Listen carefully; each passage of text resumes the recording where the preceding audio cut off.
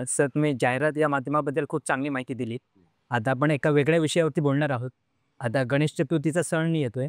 तर आता सध्या तुम्ही ह्या सणाकडे कसं बघता? आता आपण बघतोय की यामध्ये थोडंसं ग्लॅमर आलंय किंवा कॉम्पिटिशन चालू आहे किंवा थोडंसं दिखाव्याकडे जाते. बरोबर. तर याबद्दल तुमचं काय मत आहे? काय आहे, आपण आता बघ ना, गणेशोत्सवाचा गड मानला जातो त्या भागात आपण आहोत. हो, हो. इथे लालबाग परळ. उत्सव हे साजरे व्हायला हवेत. हं. निर्विवाद आहे, त्यात काही वाद. पण त्याचं स्वरूप सध्या अकराळ-विकराळ व्हायला लागलं. म्हणजे उत्सव हे साजरे करायचे, मिरवायचे नाही.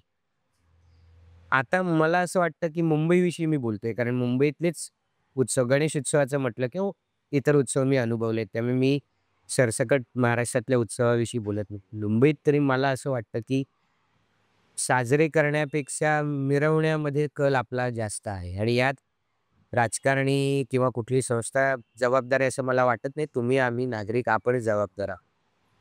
आता सार्वजनिक गणेशोत्सव म्हणजे एखाद्या विभागामध्ये एकच असायला पाहिजे. हल्ली एका गल्लीत 4 सार्वजनिक गणेशोत्सव असतं, मंडळ.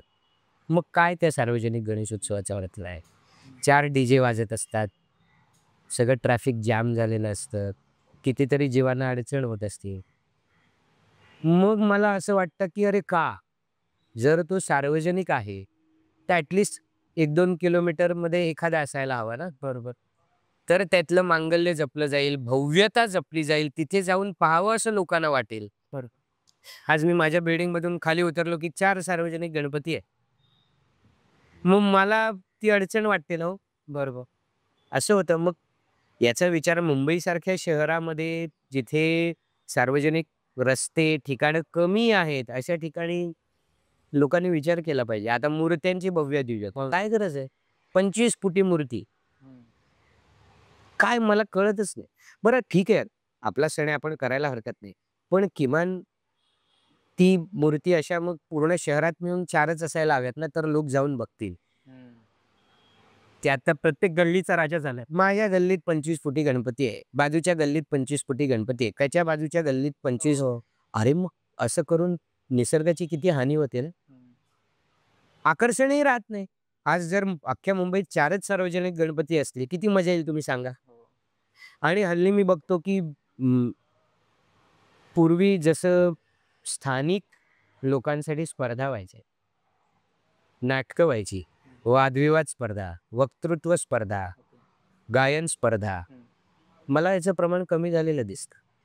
आता डी-जे असतो, काही नाटकं काही ठिकाणी होतात. पण असे सांस्कृतिक कार्यक्रम होतात का याविषयी मला कारण जागा नाहीये. बरोबर. मला आठवतंय मला एक लहानपणी मोठं स्टेज असायचं गणेशोत्सव माझी कला सादर हं, करण्याचं. हं, हं, हं. कुठलातरी एक विचार लोकांपर्यंत पोहोचवण्यासाठीचं सशक्त माध्यम होतं. आता सोशल मीडियामुळे त्याची गरज उरलेली नाहीये. त्यामुळे तेही हळू कमी आहे. मग काय फक्त दिखावा आहे असं मग मला वाटायला लागलं. त्यामुळे मला असं वाटतं, की आपले सण, आपले उत्सव याच्याविषयी आपण थोडं सजग राहायला हवं. लोकांनी तुम्ही आम्ही विचार केला तर फरक पडणार. तुम्ही आम्ही मंडळाचा भाग असतो की हो. आपण म्हणायला पाहिजे, "अरे नको एवढी मोठी मूर्ती." आगमन सोहळे. हं.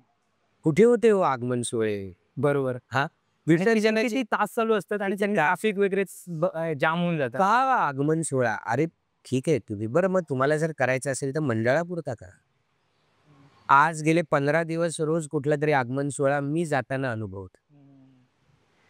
लोक नाचतात, नाचावं त्याबद्दल माझा आक्षेप नाही. आनंद व्यक्त करावा. पण आता हे वाढायलाच लागले हो पाद्यपूजन सोहळा, मुखदर्शन सोहळा. अरे काय आहे हे? त्याला गर्दी आणि त्याचं मार्केटिंग करायचं. हां.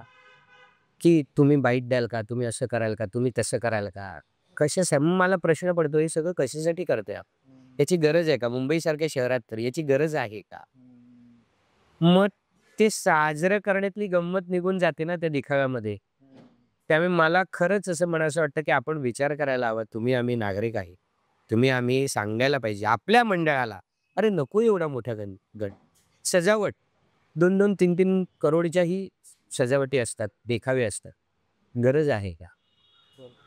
ते आकर्षण आता उरलं आहे का? हं, हं, त्या त्या पैशाचा विनियोग आपण चांगल्या दुसऱ्या कामासाठी करू शकतो का? हं, हं, हं. असा विचार आपल्याकडनं व्हायला हवा. आपले सण लोकांना त्रास देणार नाही.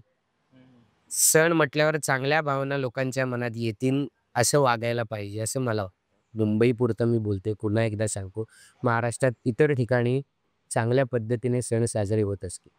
पण मुंबईतल्या सणांविषयी हल्ली मला भीती वाटते. मग गणेशोत्सव आला की मला खरंच काळजी वाटते की आपल्या उत्सवांमुळे लोकांना त्रास नाही ना होणार.